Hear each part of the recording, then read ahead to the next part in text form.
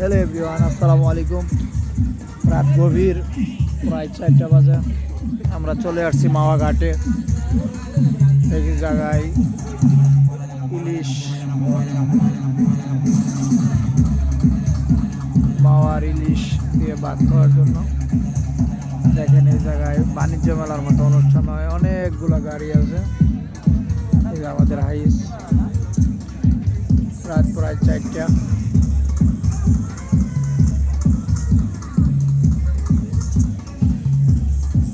যাই হোক, আল্লাহর দুনিয়া অনেক বড়, অনেক সুন্দর, অনেক লোক চলে আসছে।